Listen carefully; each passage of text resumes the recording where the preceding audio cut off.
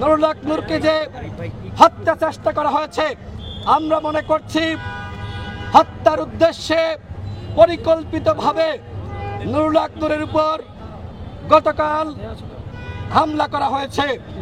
সেনাপ্রধানের উদ্দেশ্যে বলতে চাই, যদি আপনি এই ঘটনার দায় না নিতে চান তাহলে আপনাকে অবশ্যই তদন্ত সাপেক্ষে সেনাবাহিনীর যারা নুরুল হক নূরকে রক্তাক্ত করেছে, যারা আমাদের নেতাকর্মীদেরকে রক্তাক্ত করেছে, তাদের বিরুদ্ধে উপযুক্ত ব্যবস্থা গ্রহণ করতে হবে। এবং একই সাথে আমাদের কার্যালয়ের মধ্যে ঢুকে আপনারা দেখেছেন, ভিডিও প্রকাশিত হয়েছে, বাথরুমের মধ্যে আমাদের নেতাকর্মীরা আশ্রয় নিয়েছে।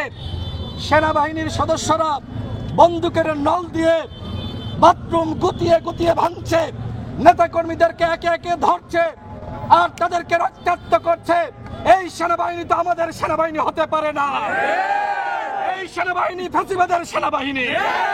যারা গতকাল আমার ভাইদেরকে রক্তাক্ত করেছে তারা কোনোভাবেই গণঅভ্যুত্থানের পক্ষের শক্তি হতে পারে না। গণঅভ্যুত্থানের পক্ষে যে সকল সেনাবাহিনীর সদস্যরা ছিল তাদেরকে আমরা শ্রদ্ধা জানিয়েছি, তাদেরকে আমরা সম্মান জানিয়েছি, তাদের বিরুদ্ধে আমাদের কোনো বক্তব্য নাই। কিন্তু গতকাল সেনাবাহিনীর যে সকল দুর্বৃত্তরা গণ অধিকার পরিষদের কার্যালয়ের সামনে এসে আমাদের সাংবাদিক সম্মেলনে হামলা চালিয়েছে, কার্যালয়ের ভিতরে ঢুকে যারা হামলা চালিয়েছে এদেরকে অবশ্যই শাস্তির আওতায় আনতে হবে। স্বরাষ্ট্র উপদেষ্টা, আপনার কাজটা কি? আপনি কি করেন? আপনিও তো সেনাবাহিনীতে ছিলেন। আপনার কোনো দায় আছে কিনা, আপনার কোনো নির্দেশনা আছে কিনা সেটি আমরা জানতে চাই। যদি এই ঘটনায় আপনার কোনো দায় না থাকে তাহলে আপনাকে বক্তব্য দিয়ে অবস্থান স্পষ্ট করতে হবে। অন্যথায় যদি আপনি চুপ থাকেন আমরা ধরে নিব গণ অধিকার পরিষদের সভাপতি নুরুল হক নূর সহ আমাদেরকে যে রক্তাক্ত করা হয়েছে এই ঘটনার সাথে আপনিও জড়িত। আমরা মনে করি তার দায় থাকুক আর না থাকুক, স্বরাষ্ট্র উপদেষ্টা আপনি বাংলাদেশের আইন শৃঙ্খলা পরিস্থিতি কোনোভাবে নিয়ন্ত্রণ করতে পারছেন না। সুতরাং গতকালের ঘটনার পর থেকে আপনি আর এই পদে কোনোভাবেই থাকতে পারেন না। সুতরাং আমরা স্বরাষ্ট্র উপদেষ্টার পদত্যাগ দাবি করছি। যদি ন্যূনতম লজ্জা থাকে আপনি আজকে পদত্যাগ করবেন, আর যদি নির্লজ্জ হন, ব্যয় হন, তাহলে আমাদের কিছু বলার নাই।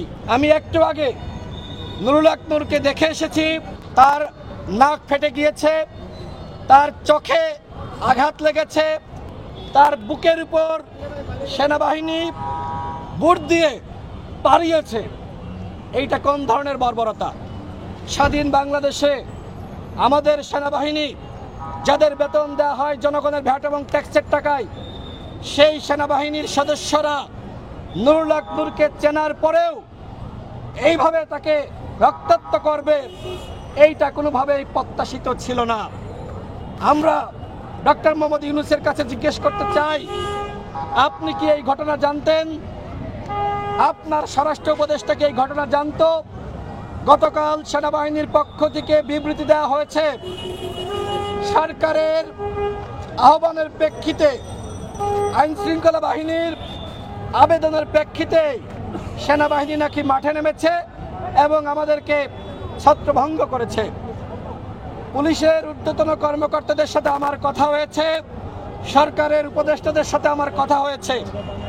আমাকে স্পষ্টভাবে জানানো হয়েছে সেনাবাহিনীকে গতকাল নামার জন্য সরকারের পক্ষ থেকে এবং পুলিশের পক্ষ থেকে কোনো ধরনের আবেদন করা হয়নি। তাহলে সেনাবাহিনীর কারা এইভাবে সরকারের নির্দেশনা ছাড়া মাঠে নেমে আমাদেরকে এইভাবে রক্তাক্ত করলো?